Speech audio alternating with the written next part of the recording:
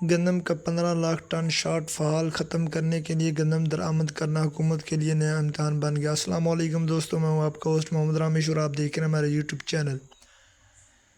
جو دوست ہمارے چینل پر نئے آئے ہیں ان سے گزارش ہے کہ ہمارے چینل کو سبسکرائب کریں، ویڈیو اچھی لگے تو لائک کریں۔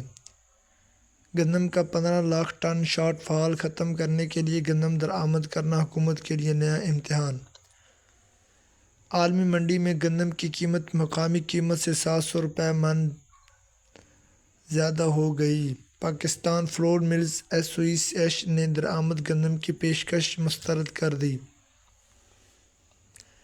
7 دن میں گندم نہ ملی تو ہڑتال پر جا سکتی ہے، چیئرمین فلور ملز ایسوسی ایشن۔ اس وقت ملک میں اور خصوصی طور پر پنجاب میں گندم اور آٹے کا بحران ایک مرتبہ پھر سر اٹھانے لگا ہے۔ گندم کا اس وقت 15 لاکھ ٹن کا شارٹ فال ہے، جس کے لیے گندم کی جو درآمد ہے وہ حکومت کے لیے ایک امتحان بن چکی ہے۔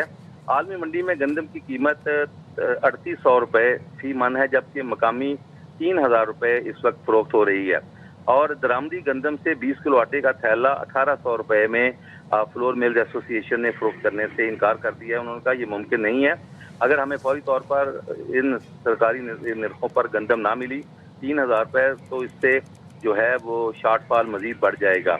اور جو مرکزی رہنما ہیں عاصم رضا، ان کا یہ کہنا ہے کہ اگر 7 دن میں ہمیں 3000 روپے فی من گندم نہ دی گئی تو پھر ہم ہڑتال کا بھی اعلان کر سکتے ہیں، جس سے آٹے کا ایک مرتبہ پھر بحران ملک بھر میں سر اٹھا لے گا۔